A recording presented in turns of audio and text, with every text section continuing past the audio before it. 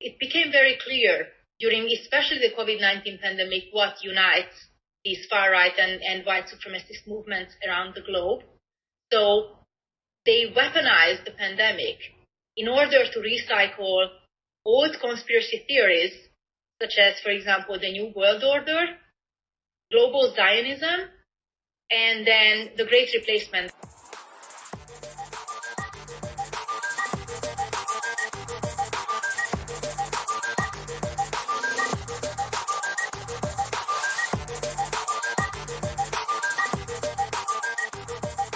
Hello and welcome to The Inoculation. My name is Eva von Schaper. And I am Daiva Repečkaitė. Hi Daiva, what are we going to talk about today? Today we're discussing conspiracies about 15-minute cities. And why is this even part of a conspiracy theory? I know this was your idea and you sent it to me last week. And at first I was a bit confused because it seems like such a wacko topic. A couple of crazies, going out on the street for I don't even know what. So why are we looking at this, Daiva? 15-minute cities seems like a very nice and cozy idea. And I live in a neighborhood in Florence, which is kind of very close to that ideal. So you can find pretty much all you need. A clinic, some doctors, different shops, local and larger chain stores. You can find even a yoga studio, different sporting facilities. You can find a river and go jogging and so on. So basically you're saying the idea of a 15-minute city is cities in which you can find everything that you need within a 15-minute walk, I guess, or is it a 15-minute car ride? Yes, the idea is that you should reach it within a 15-minute walk or bike ride, so you don't have to own any larger vehicle than that. Okay, so actually that seems like something that's quite nice and quite modern. Interestingly, I kind of grew up in a Soviet neighborhood like that, which had kindergartens and schools, and there was never a question of, parents taking us to school by car because we could just walk there, meet our friends. Right, David, this is so interesting. In my imagination, a Soviet neighborhood is like 20 high-rise blocks and basically nothing else. But that's not how you grew up. No, so yes, there were high-rise blocks, but they were also kind of interspersed with green spaces. So we used to go there and play, and especially in winter, cross-country skiing and so on. And the schools were nearby, but obviously this was a kind of residential neighborhood. So there were very few enterprises, or there were no factories. So the adults or the parents would still need to commute somewhere to work. But then all the facilities for the family were within reach and definitely within a walking distance. Mm-hmm. So actually this is also something that is very far away from something that's like an American ideal of a suburb where people just go to sleep. You have maybe 100, 200 like tract houses that look the same, where you actually need a car to go shopping, or the kids need to take a school bus, or they can't go to school by bike. Exactly, and also this is the opposite of what cities like Los Angeles look like, with the strict zoning regulations where you can only have industry in one area of the city, only residential buildings in another area, and so on. Okay, so basically how I live right now, I could walk and go shopping, and there's a lot of smaller shops where I live. My kids can walk to school, so actually more of a European concept than an American one. That's right. The interesting thing is, I think, and I just found this while I was doing some research for the show, is that a lot of big cities are going back and adopting this idea. Like I think Paris or Portland, Oregon, tried to establish neighborhoods or cities based on the 15-minute city rule. So why are we coming back to this now? Do we know? It's a question of being more ecological, having fewer cars in cities, or what is the long-term goal? Is it just quality of living? So yes, exactly. The 15-minute city idea is adopted around the world and by different political ideologies. So the social democratic mayor of Paris, Anne Hidalgo, was famous for proposing this idea, but also the very neoliberal mayor of Vilnius. This idea was gaining traction around in different cities, and then suddenly this year it became a target of conspiracy theorists. And I found out about it when an acquaintance in Malta invited me to a closed Facebook group which was about opposing 15-minute cities. Okay. And I was curious, why would you not like 15-minute cities? Malta is such a small island, but it's just so badly planned that you actually need the car to go to so many places from most parts of the island. So I was very curious to know why people have problems with that idea.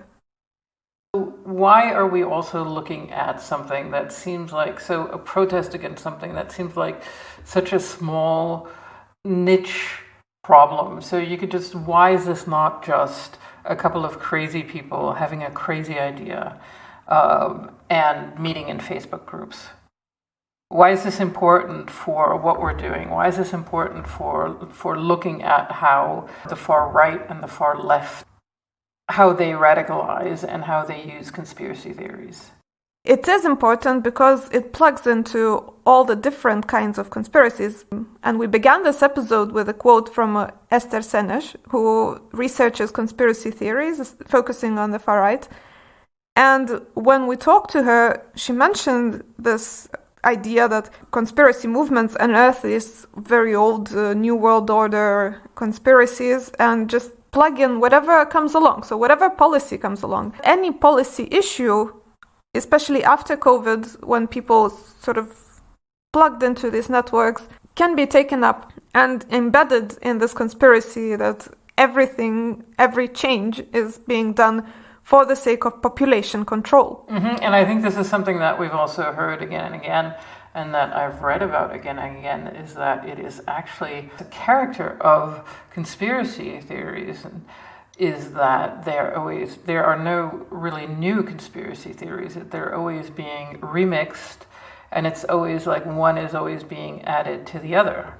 And this is just, and the COVID deniers, this is just one of the newer conspiracy theories that's now being remixed with older conspiracy theories. Exactly. So that group that this acquaintance in Malta showed me, it's still about 1/3 about vaccination. It's not only about cities. So they do mix conspiracy theories. They insert a bit of the familiar for the people, a bit of the new, a bit of the global, a bit of the local, and this is how they spread their conspiracies. So one of the reasons we're looking at this is because it's going to show us how conspiracy theories basically are made, how they're created, and how they're spread. And this is something I think we saw with the Reichsbürger, who were made up of several different German groups, who in the end were trying to overthrow the government. And I think it's very easy to laugh about these people and call them delusional, but this is a danger to our democracy and to democracies around the world. Do you agree? Totally. And it's not only online that these people are organizing. The most known case that was all over the media recently was that this conspiracy found its offline, very physically present base in Oxford in the UK. Various activists protested the idea of the city council to introduce traffic limitations. So somehow they decided that this is linked to the Walkable Cities initiative, although it wasn't explicitly linked. And they said that this is being used to confine people to strictly fenced neighborhoods, and some were drawing on these images from China, that there are strict lockdowns and people cannot go where they please. They were saying that essentially bureaucrats want to control where and how you can move with your car or ban cars altogether. Some people got really agitated and ended up being arrested at this Oxford protest. So really what this anti-15-minute city protest in Oxford was about was there seriously a question that people believed that there was going to be a lockdown in cities? The idea was that traffic would be limited in some areas of the city. This had nothing to do with lockdowns. Okay, but this was then taken by a number of groups, including the anti-bike movement, QAnon, to mean that the local government was planning to keep people in their houses, as we've seen in China, maybe in the news, over the past 1 or 2 years. So this is actually surprising. So it's interesting that this spread in an academic city in the UK, and academic cities like Oxford and Cambridge are known for the so-called the gown versus the town conflict. So many people are annoyed by more affluent residents coming to study at these elite institutions, and there is a kind of anti-elitarian streak embedded in these tensions locally. But then, as we've seen in the news, this very local issue in Oxford was picked up by known personalities around the world. A lot of people within the fossil fuel industry have been trying to whip up anger against climate action by calling it climate tyranny, but this hasn't gained any traction. And then this met the idea that there was a series of articles that claim that rebuilding a post-COVID world should be focused on cutting pollution. And so this all moved into a narrative saying that governments wanted to limit freedom in the name of climate action. And then I think the third element was the World Economic Forum's Great Reset initiative. So the Great Reset actually is an economic recovery plan that was drawn up by the World Economic Forum as a response to the COVID-19 pandemic. The aim is to just rebuild from the pandemic in a way that is sustainable and that prioritizes sustainable development. Because there was a lot of criticism that the COVID-19 pandemic made governments slow down their commitments to climate action, and that there was a return of single-use plastic and a lot of bans were rolled back. So reacting to this pressure, I guess, or to the ideas common at the time, the World Economic Forum proposed this idea that we can rebuild the economy in a better shape. And this is also reflected in the in the European Union's Recovery and Resilience Facility, that the idea is to rebuild, to regain the lost economic development, but also add the green element into it and rebuild in a more sustainable way. Exactly. And this was then the term of a climate lockdown started appearing. And, this was used by right-wing think tanks and climate skeptics. And from there, it just moved down the food chain to more extreme conspiracy communities, including QAnon-affiliated groups, anti-vaxxers. But also, it got pretty mainstream in the UK when a conservative politician raised this point in the British Parliament, calling the 15-minute cities idea, and I quote, an international socialist concept. Okay, and of course we also had Jordan Peterson, who's, psychologist, climate skeptic. He tweeted that the idea that neighborhoods should be walkable is lovely. The idea that idiot tyrannical bureaucrats can decide by fiat where you're allowed to drive is perhaps the worst imaginable perversion of that idea. This is being picked up, and then it comes down to a point that something that's happening online then spills into the real world, which happened in Oxford. And there have also been reports that proponents of the 15-minute city idea have received death threats online. Is there legitimate criticism of the 15-minute city? I think yes, there can be legitimate criticism, and there are many technicalities that can go wrong and impose inconveniences to people, especially who are maybe living outside of livable and walkable city centers because they can't afford otherwise, and they still need to move and come to these central places and park their cars because there's no convenient public transport otherwise. A lot of the upper middle class can afford to live in the city center and cycle or use their e-scooters, but then traffic from the outskirts of the city is much more complicated, and it becomes a class issue that way. And the infrastructure that we were talking about, so clinics, shops, and especially entertainment centers will not appear overnight, so people will need to come to the center. It might happen that the least earning residents will be priced out by these measures. Mm-hmm. So there is legitimate criticism, but in no way are there plans for people to be locked into these 15-minute cities or the government to control their movement. Exactly. It takes a bit of rich imagination to make this link from the idea that you can find a kindergarten and school and all kinds of facilities in your neighborhood to being forced to only stay in this neighborhood. Okay, so basically to wrap it up, the 15-minute theory is a conspiracy theory that was born out of a number of factually incorrect ideas and conspiracies swirling around online, and then it erupted in protests in Oxford.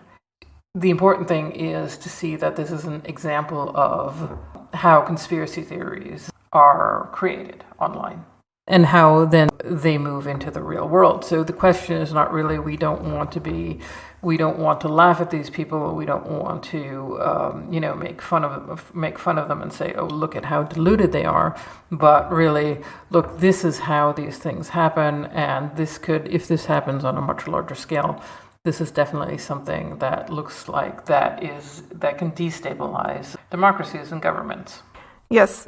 And so things that start on TikTok or from Twitter hashtags then turn into death threats against proponents of this idea and eventually turn into electoral issues, electoral matters locally.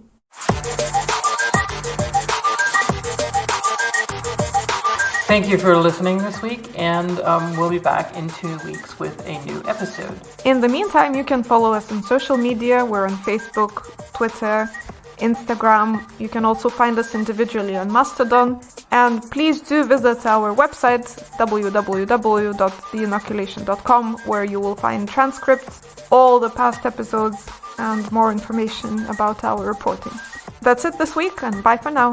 Thank you, and bye for now.